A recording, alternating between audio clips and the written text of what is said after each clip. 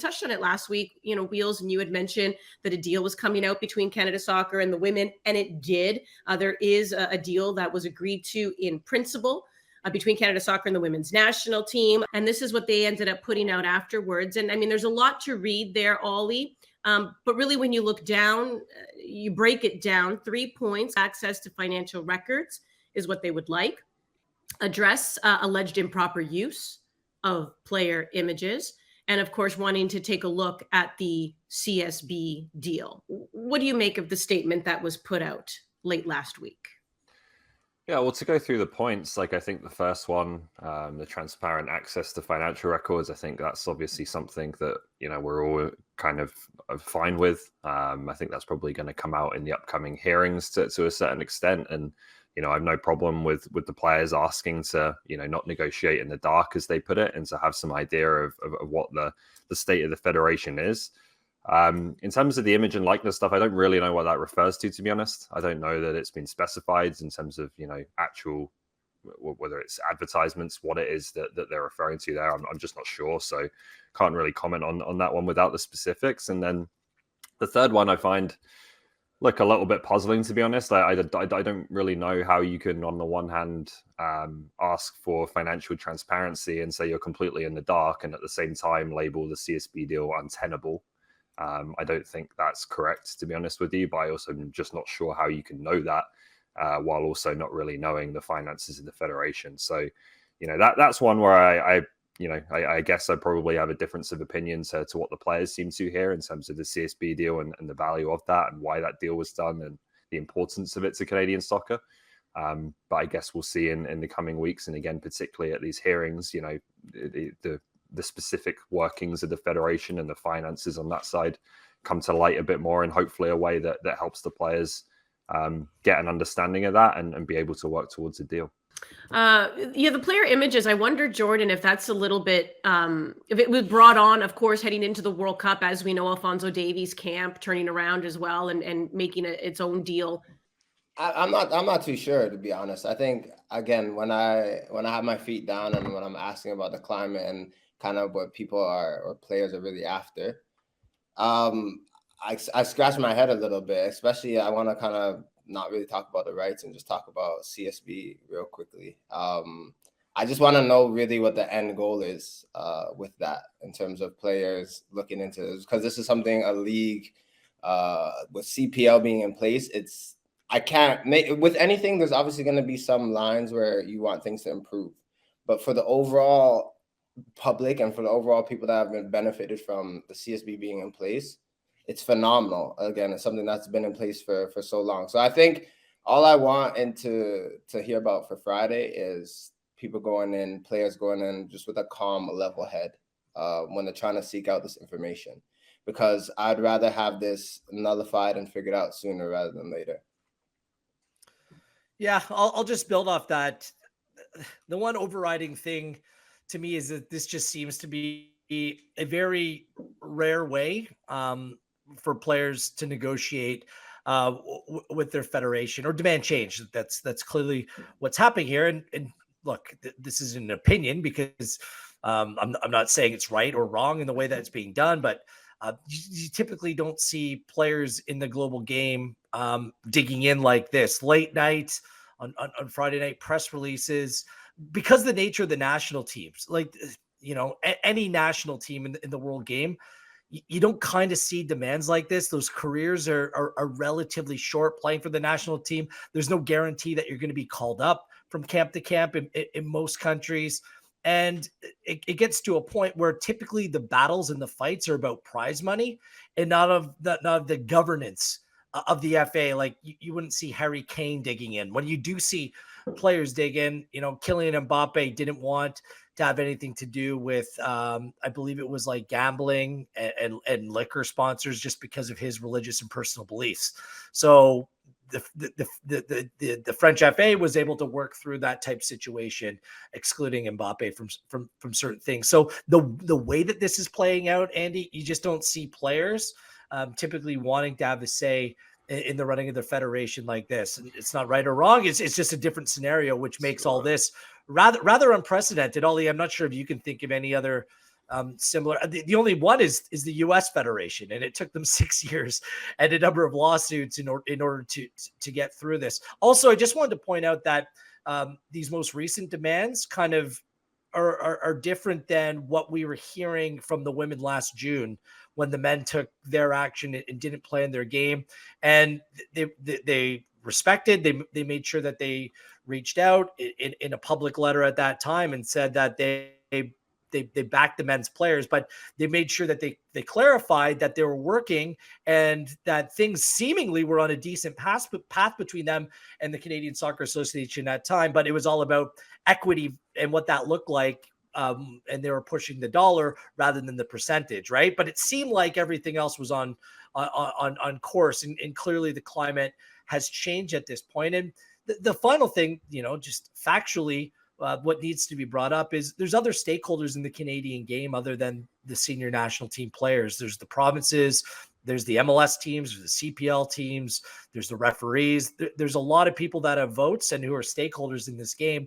I just wonder where they stand, whether everyone's aligned, because whoever you are in terms of the power brokers in the game in this country, you can't do it alone.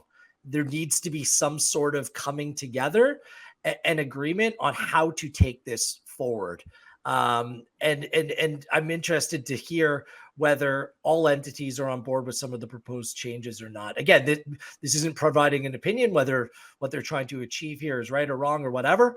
But there are a number of stakeholders in this game. And finally, just to Jordan's point, no CSB deal, no CPL, no World Cup. There's a knock-on effect here. And beyond that, the one thing that isn't often talked about in these circles is how there's been no professional Canadian infrastructure, no Canadian soccer, ecosystem in terms of creating jobs, people working professionally, getting paid within the game in this country. And if the CSB goes away with the CPL, like hundreds of jobs that are employed by Canadians trying to better themselves so they can expand and do good for the game in this country and abroad going forward, those jobs simply go away. So I think that there's a little bit of a delicate balance that needs to be had here in terms of what's going on and who might be getting the short end of this stick, whether it's the players, whether it's the ecosystem. Like, yeah, I've said this, everyone's losing right now just in terms of being in this argument. Of course. And this is very standard. Everyone is emotionally charged, right? We've seen this, but I've lived through many an NHL, CBA, lockouts and going back and forth. And there are players who want to accept certain deals, players who don't, players start fighting, federations start, there's all kinds of internal disagreement. There's going to be pain before things get better, but Ollie, another thing that they came out and said, we know that Charmaine Crooks, who was vice president, has now taken the position of interim president, and the players are not necessarily pleased with that. They do believe that she's part of what they said, the old guard, and they would like to see a change there. Are you also just getting the feeling that the players just want to see a complete turnover as well? I know last week you read the bylaws, and there are certain things that perhaps we could see changed, right? Because in order, to even, be a president, you had to have sat on the board for a year. Like, maybe there are things like that. Do you feel that this could promote change? Do you also feel like Charmaine Crooks is not being given a chance? What were your thoughts on the players also kind of making the announcement that, she's part of the old guard and would like to see a change there and don't feel that she's the one to move forward with? Well, I can understand some skepticism because obviously there's been an affiliation with Nick Bonsis, who was not popular with these players. But I don't know Charmaine Crooks, so I don't know if that's right or wrong. I didn't like the way she was kind of spoken about over the weekend and last week. Just didn't sit right with me, to be honest. She hasn't even said anything beyond a paragraph in the press release. Like, we haven't heard from Charmaine Crooks as to what her ideas are, what she wants to do here. She's got an incredible resume. She's clearly a very accomplished person. I just think, like, again, you can be skeptical and that's fine. And people in positions of power are always going to be held to account, and skepticism isn't a bad thing in that way. But kind of attacking her as just, old guard and writing her off before she's even started here, that didn't really sit right with me. The other thing I'd say is that, like, sometimes I find in these statements, the language they use, I don't know who's writing them, if it's a lawyer or whatever, I find it to be kind of loose and vague. And there are things where the players, I think, have very legitimate demands, but they don't really make them. They're just kind of stated as like, well, we'd like to have more influence in terms of who the president is. We'd like to be consulted on who the next president is, or how, right? Like, let's talk about specifics here, because again, there's things in the bylaws you could definitely make a case should be changed. Like that, for example, that you have to serve a full term on the board to be president. That closes off a load of outside candidates who might be really interesting and really qualified. The other thing is that the players, I don't think, do have enough of the vote right now. The men's national team gets 1 vote. The women's national team gets 1 vote. That's out of a total of 80 votes. Like their influence in the election is pretty much inconsequential. And I think that should probably change. Like you look at US soccer as a precedent, as an example. They have an athletes council formed of current and former national team players that gets at least 20% of the vote in every presidential election. Like, let's actually make demands like that can kind of, you know, put the case you want to make into tangible action here, rather than just saying, well, consult us. Like, it kind of sounds like you just want to handpick the person yourself, and that's not the way to go about it in a country with a lot more stakeholders than that, as Wheels outlined. All right. Just on that, just on that really quickly, like, well, just the personal attacks are just what's unsettling. Like, I think that it's pretty unanimous in Canadian soccer that some sort of change needs to take place. I think everyone's on board. Everyone wants to support our great players and some of their goals. But, you know, we don't even, to Ollie's point, we don't even know if Charmaine wants to keep this job long term and rerun again. Like, her resume stacks up with, you know, almost any other former athlete. Like, Andi, how many former Olympians have you come across, or, you know, over the course of your career? She's worked with the IOC, COC, like, she sits on many boards and has been given many accolades. That is she know it works. And not only that, now Kelly Brown, like, we have 2 strong women that are now president and vice president of the Canadian Soccer Association, you know, whether it's long-term or not. I just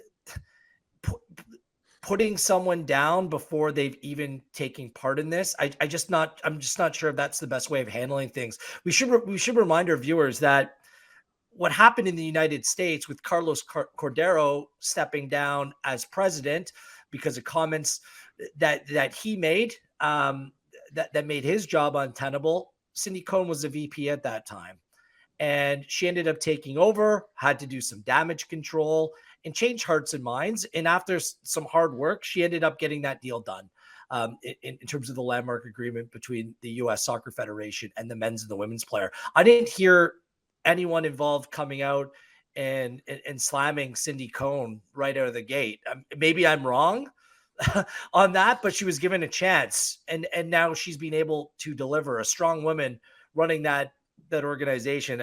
When I read that about Charmaine, I mean, it hurts because, you know, Charmaine's going to try to do the best job that she can under very difficult circumstances, but also this is for future people, whether it's ex-players or business people. Like, do you want to come into this job? And maybe if you're not their cup of tea, what kind of mud's going to be thrown your way? Like, I think that all parties need to be careful about this. And just one last thing, like, there's already an individual who I believe is behind bars for alleged harassment of one of the figures that is being portrayed in a negative light in this entire situation.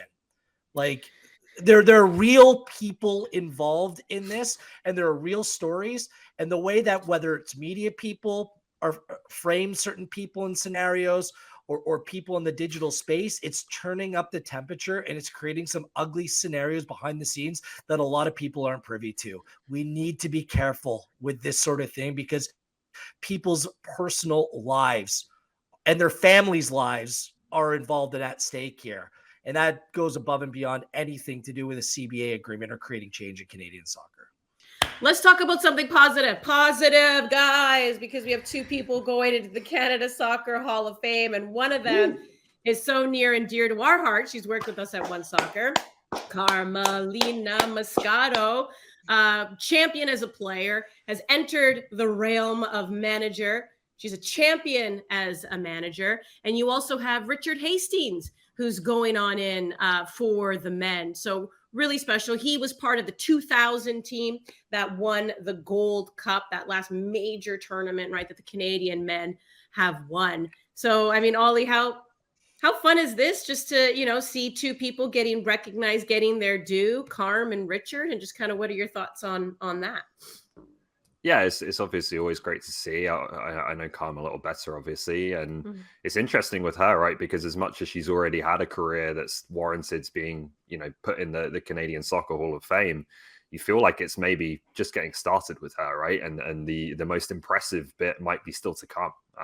You know, it's for someone who's still a young coach, still learning her trade, to win the Mexican League is incredibly impressive. I think the job she's done there has been outstanding, and probably a story that's been undertold, to be honest with you, in terms of a Canadian coach going abroad and really making an impact. So yeah, I'm really interested to see what's next for her. It was great to be down in Monterrey last summer and get to catch up with her. And I think a worthy inclusion in the Hall of Fame. And like I said, probably even more interesting things to come for Carmelina Moscato.